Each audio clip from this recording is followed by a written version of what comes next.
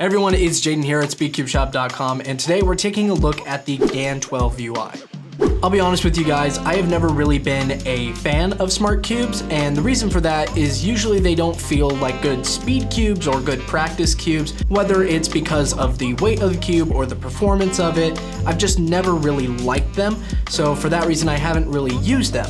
But when the GAN 12 UI came out, I gave it a try and I absolutely love these cubes. And I do actually use this quite often for practicing solves, checking out certain stats about my solves, whether it's the turns per second or how long each stage of my solve took. And the actual feel of using this cube is really good. It's pretty lightweight, so it feels like a normal speed cube, and the performance is absolutely incredible. But before we dive into that, let's go over the unboxing experience and what this cube comes with. So as you can see, there are two cubes here, and the only difference as far as I know is the charging station. So in this box, this is the one that has the lid that doesn't quite go down all the way. This one holds your kind of standard charging station, and this will cost $119.95 at SpeedCubeShop.com. And in this box, the one where the lid does go down all the way, this one has the power pod station. This one's gonna be $134.95. So because of the different charging stations, the unboxing experience is gonna be a little bit different. So let's go ahead and open up the one with the power pod first.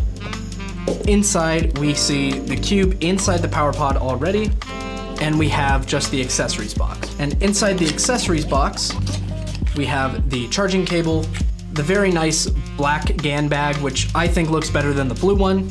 We have the box that holds some of the tools, and we have a bunch of paper pamphlets and some cards. So among these pamphlets, we have a cube solve guide, which is pretty much the same as it always has been from GAN. And we have an instruction manual with a Chinese side and English side that pretty much just goes over how to make all the adjustments and how the cube works, how to connect it and all that. And there is a little section for troubleshooting as well. In this pamphlet, which is something that doesn't come with the other cube, this goes over the actual power pod itself. On the pamphlet, it shows us that you can actually pull out this little tab on the bottom of the power pod here, and this is for holding your phone. You pretty much just take your phone, you set it on there, and it just makes it a little bit easier to see your screen while you're using the app. It also shows us on the pamphlet that there's supposed to be some sort of base that I think is supposed to come with it, though I don't see a base of any sort in here. This is what it looks like on the pamphlet. If you guys know what it's talking about, leave that in the comments below, because I am struggling to find out where or really what that is. And the last notable thing on this pamphlet talks about these two little light indicators that are on the power pod. I don't know how well you can see it, but there's these two little kind of holes in the front of the power pod that indicate certain things about how much power the pod has and how much power the cube has. So on the pamphlet here, it says that the left light indicates the power level for the power pod, and then the right light indicates the power level for the cube. It also goes over how the light indicates how much power is left on the cube and the power pod. All right, now let's go ahead and move on to the other cube here, which is the one with the normal charging station. It looks a little bit different. We have the cube here just on this kind of paper cardboard base, and then we have the accessories box next to it. Now this base is actually important. It holds a little secret compartment that when you lift it up, actually reveals the charging cable along with that same tool adjustment kit here. Then inside the accessories box, we have pretty much the same things. The only difference is that we don't have the little pamphlet for the power pod. I will, however, open it just so you guys can see what the normal charging station looks like. Now, something to note about both of these charging stations is that these little rods here will not work with your other GAN smart cubes. They're actually a little bit closer together and a little bit thinner, so you'll only be able to use the GAN 12 UI with these charging stations, and you won't be able to use any older cubes with it. And it's same vice versa, so you can't use your new GAN 12 UI with any of the older charging stations. Before we get into the customization, let's go ahead and talk about its performance, because that is what I'm the biggest fan of. Out of the box, you have a very fast cube. It is bordering a little bit on uncontrollable and a little catchy, but I think that's because I have a rougher turning style and the cube is fairly fast out of the box, so I just need to slow it down either with some lube or just change the tension settings. The turning feel is slightly sandy, but overall pretty smooth. When it comes to corner cutting, this cube cuts about 45 with a little bit of resistance, and reverse is line to line with pretty much no problem. And when it comes to the weight, this cube is pretty light. It feels like a normal speed cube. Like if you handed this to me with a blindfold on and you told me to turn the cube, I would think this is just a normal GAN cube. When it comes to features, this cube has a lot of customization options. It's also got maglev and core magnets. Popping off the center cap here, we can see the dual adjustment system. And if we take out a corner, we can see those also come with adjustable magnets and interchangeable magnet rods. So while I have the corner out, let me go ahead and talk about how to make the customizations to this piece. This is where you'll grab your little toolbox here. You'll take out the adjustment tool. You'll take the prong side of the tool and you'll use this to make the adjustments. There's a plus sign and a minus sign on this piece. I'm not sure how well you can see that, but essentially holding it with the core magnet facing you, the plus is on the left side and the minus is on the right.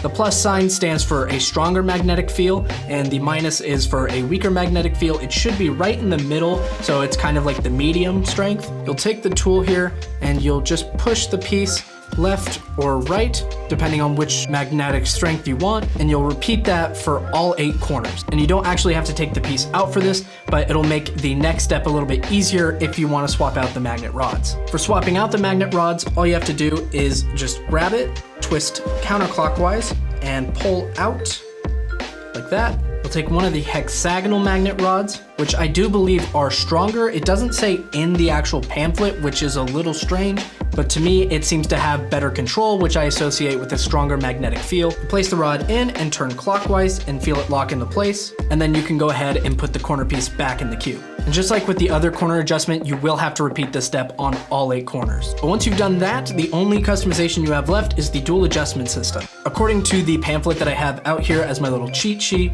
the top ring here, the blue one, this is the center travel, which has 3 different settings, with 1 being the strongest and 3 being the weakest. To make the adjustment, you'll just take the cupped end of the tool, you'll place it on top, lightly push down, and then turn clockwise. And you should be able to feel it kind of click into place as you change the setting. And for the bottom ring here, you'll actually use the opposite side of the tool, this pronged side, and this is going to adjust the tensions. You'll place the prong side into these little grooves on the ring, and you'll turn clockwise as well. There are 6 settings where 1 is the weakest and 6 is the tightest, and you'll be able to tell when you've hit setting 1 when you hear the loud click, which indicates that it reset back to 1. And that's it for the adjustment. Now with customization out of the way, let me show you how to connect it to your phone. Once you've downloaded the app and created an account, all you need to do is hit start, and then you'll just tap the cube on the screen there, and you'll make sure that the cube is on by turning it a couple of times. On the bottom here, you can see that this is the GAN 12 UI, and you can rename it later. But for this new cube, all you have to do is hit connect. You can see the cube turns when I turn the cube along with the layers here. Sometimes when you pair the cube to the app, it'll show that it's scrambled. All you have to do is make sure the cube you have is solved. You'll head over to the solved sync button.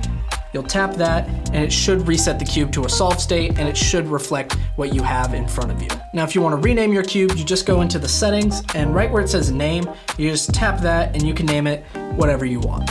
That's pretty much a quick rundown of the settings side of things. So personally, I like to go to match and then qualifying.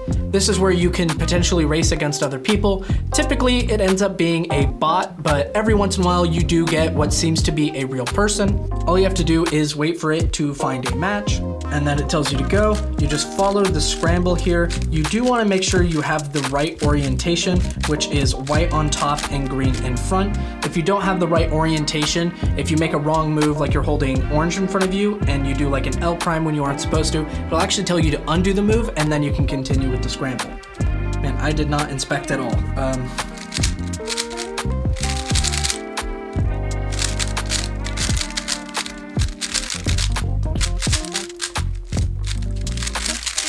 There we go. 10-10, not too bad. In a competitive setting, this actually feels pretty good.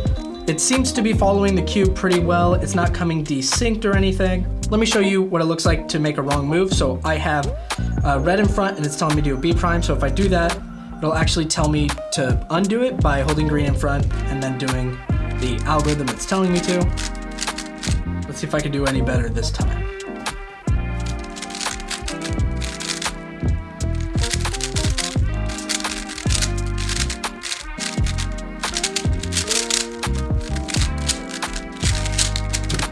All right, I got an 11, which isn't too bad. Depending on the match, sometimes you don't have to do all 5 solves. You can either hit continue to do more games, or you can hit return to either do something else or check your ranking. Now another one I like to use, and I think the last thing I'll show you on here, is the timer. This is essentially just your normal timing app. You do your times, it keeps track of them all, shows you your average. After each solve, it also goes over some stats from your solve. To get started, you can either hit the start button or just do a U prime. And again, make sure you have the right orientation, white on top, green in front. And you just do the algorithm. It starts your observing time, which is essentially just inspection.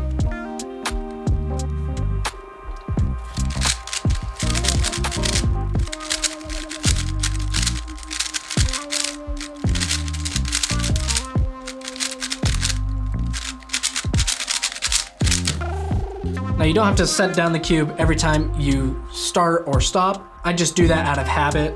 So as you can see here, it tells you how many moves, my TPS, how fluent it was.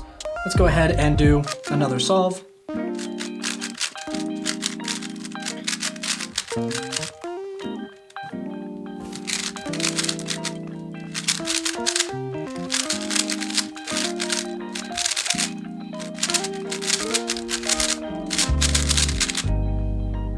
Again, showing me a lot of really neat stats that I actually find are really useful. But overall, this is a really good smart cube. I really enjoy it, and I think you guys will too. Seems to work really well with the app. I haven't had any issues there. The performance is great, it's lightweight. I just really enjoy using it, and I think this has changed my opinion on smart cubes pretty much forever. If you guys would like to get this cube, there will be a link down below to SpeedCubeShop.com where you can get it. Or if this is too expensive, there are a couple of GAN Smart Cube alternatives, which are also fairly good and a little bit cheaper. Anyways, that is it for this video. I hope you guys enjoyed. If you did, be sure to leave a like and subscribe, and be sure to leave a comment down below letting us know which Smart Cube you use and if you'll be picking up a GAN 12 UI. Anyways, that is it for this video. I'll see you guys next time. Take care.